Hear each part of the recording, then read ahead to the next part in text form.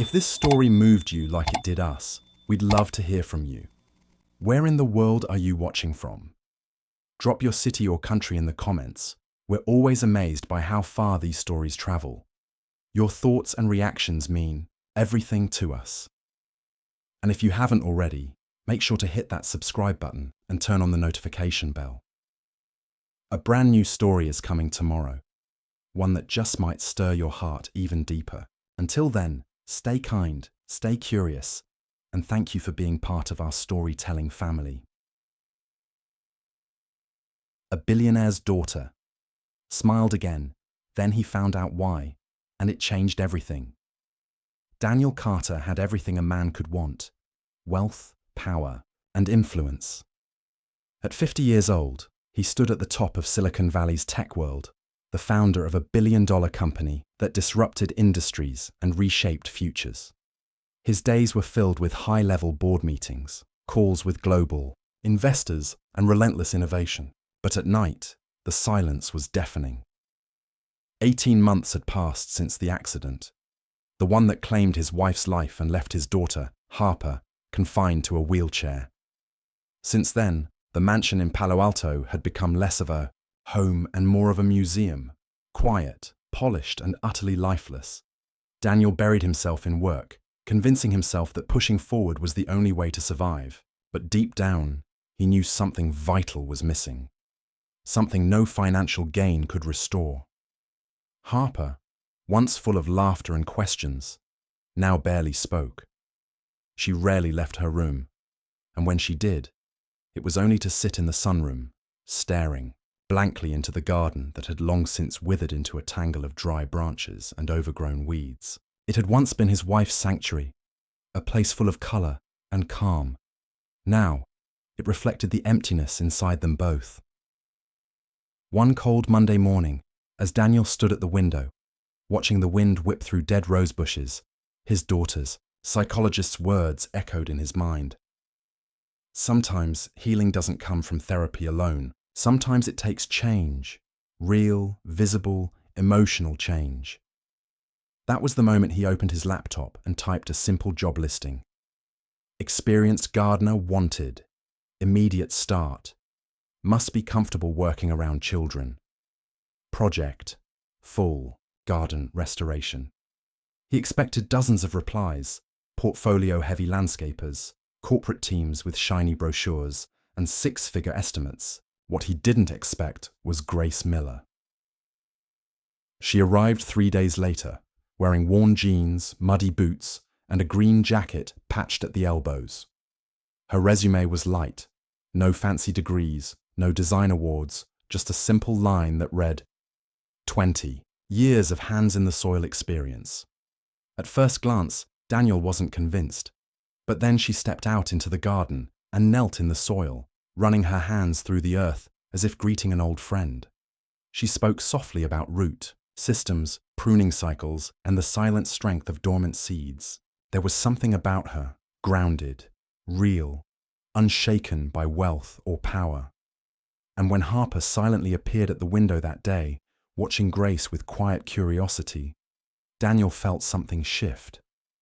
For the first time in months, Harper stayed, a little longer in the sunroom. She watched, not just out of habit, but out of interest. That alone was enough. He hired Grace on the spot. What he didn't know then, what he couldn't have predicted, was that this woman with dirt on her hands and calm in her voice wasn't just here to fix a garden. She was about to change everything. Grace didn't expect much on her first few days, just the silence of the soil and the occasional glance from behind the glass. But by the end of that first week, she noticed something. Every morning, like clockwork, a small figure in a wheelchair appeared at the edge of the sunroom. Harper Carter. She never said a word. She never waved. But she watched. Grace made no comment, no grand gestures. Instead, she worked, pulling weeds, pruning dead branches, preparing the beds for spring. She moved through the tangled garden with quiet purpose, never pushing, never performing. But every time she passed by the window, she gave a small wave. At first, Harper didn't respond. Then one day, she lifted her fingers ever so slightly in return. It was subtle, almost imperceptible. But Grace noticed. That evening, Daniel stood in the doorway, coffee in hand, staring at the same garden he had once forgotten. "She's watching you," he said, voice low. Grace didn't look up. "I know. I haven't seen her this interested in anything for months." Grace paused, glancing toward the window. She doesn't need someone to talk at her. She needs someone who just shows up and stays. The next day, something changed. When Grace arrived, there was a folded piece of paper tucked carefully into her tool bag. A drawing, crude but heartfelt. A butterfly, a rose, a small tree. And in the corner, a single initial, H. Grace smiled, holding the drawing to her chest. That night, Daniel found her still working after sunset, lining the garden path with solar lights. "You made her draw again," he said, disbelief in his voice. "I didn't make her do anything," Grace replied softly. "She chose to." From that point on, a quiet rhythm developed. Harper appeared each day to watch. Sometimes, she left a note or a flower. Once, a book on plants.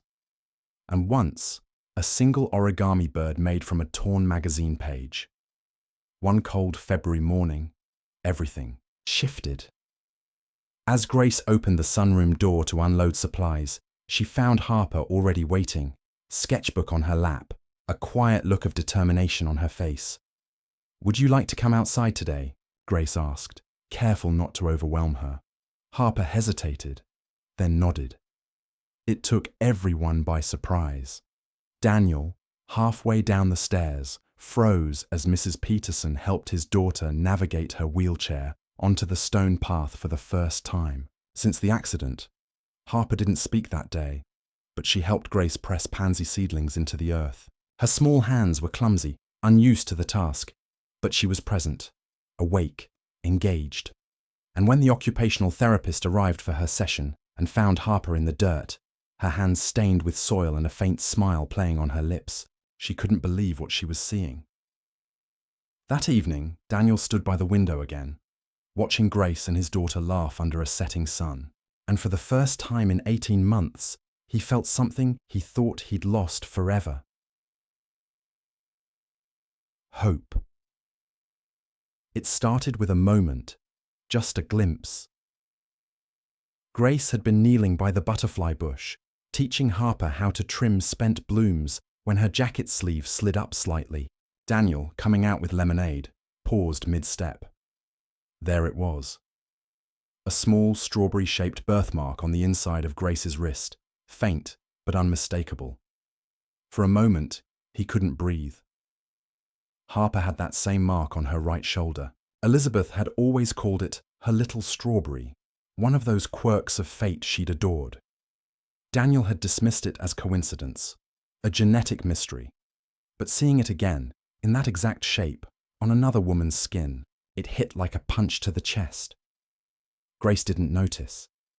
She just kept talking to Harper in that calm, grounded voice of hers, completely unaware that Daniel's world had tilted.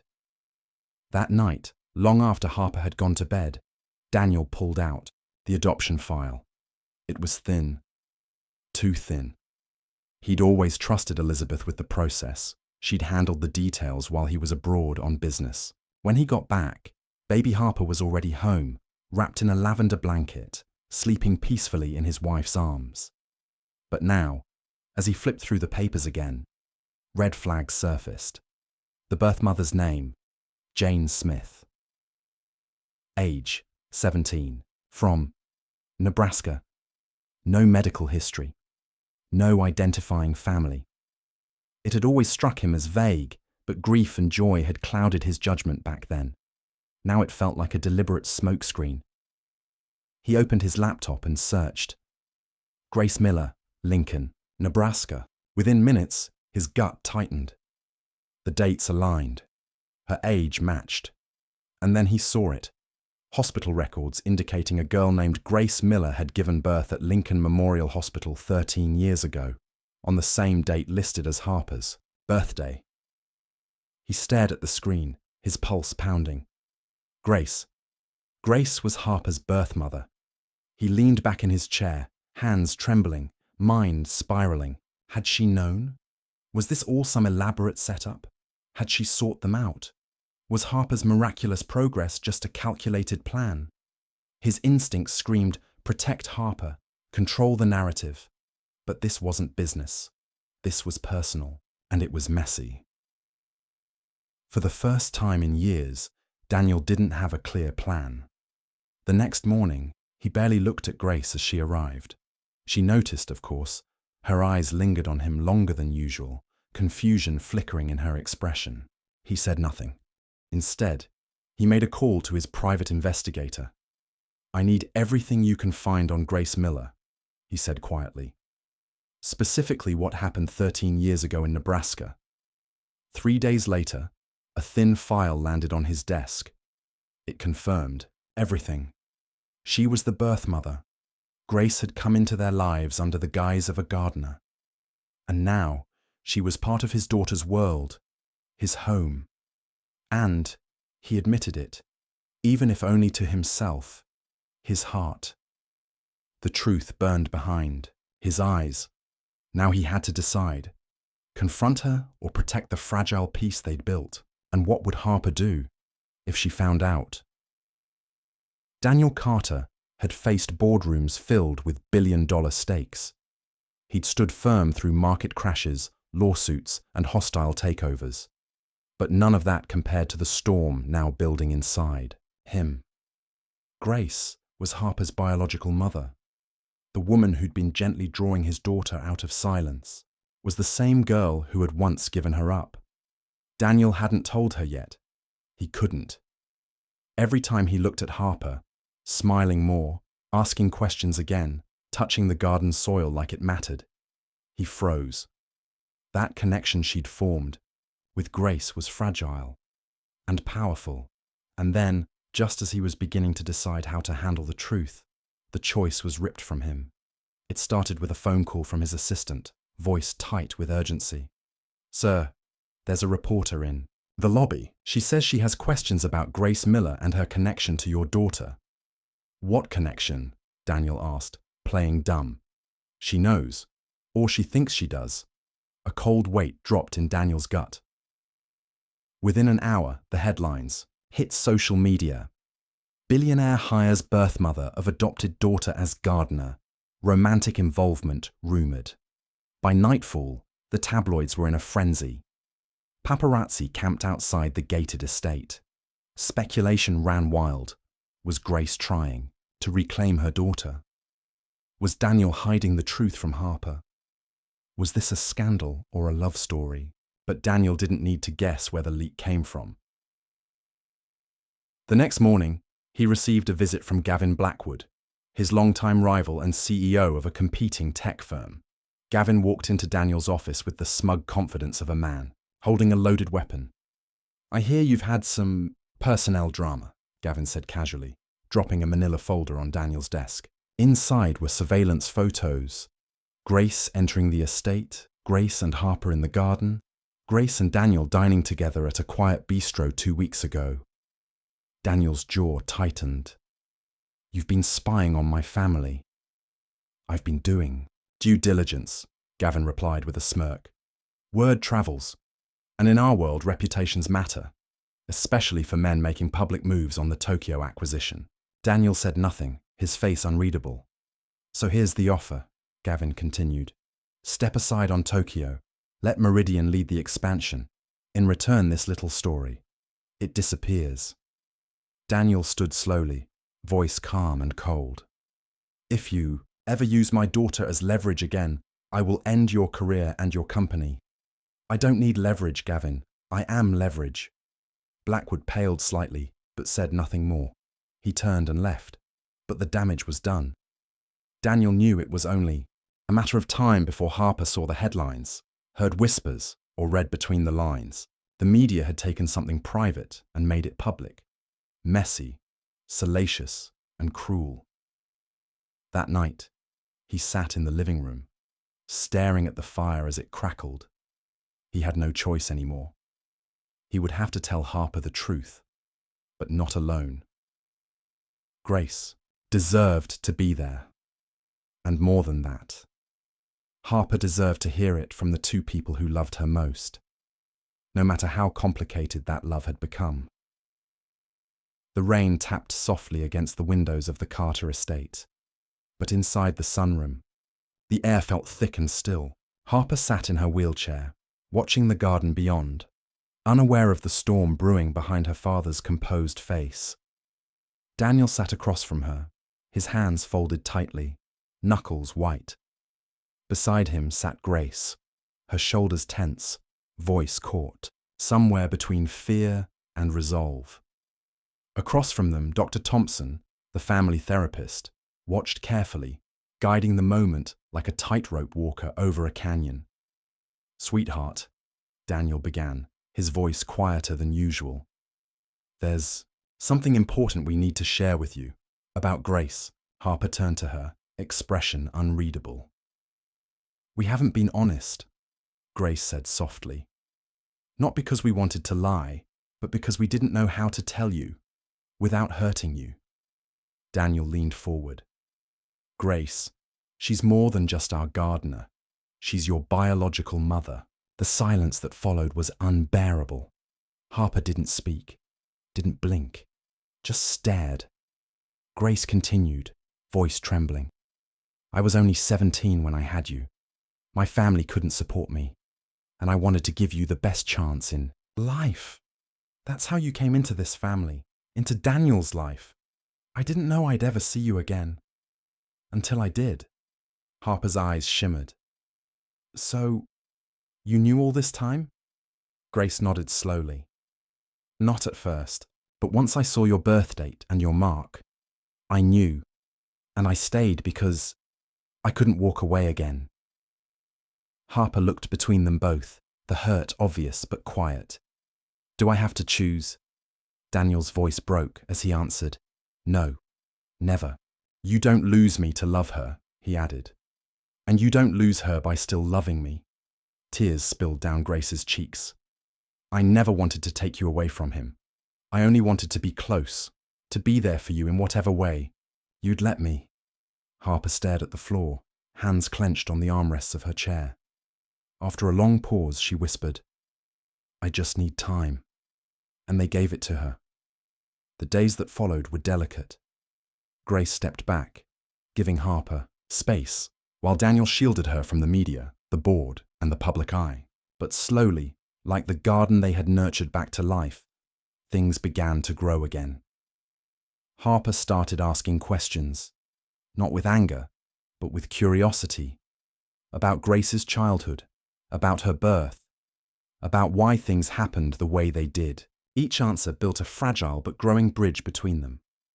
2 weeks later, Daniel held a press conference. With the cameras flashing, he stood tall and spoke from the heart. "Family doesn't always look traditional, but in this home, we believe in truth, in healing, and in love. That's what defines us. Not scandal, not gossip. Love."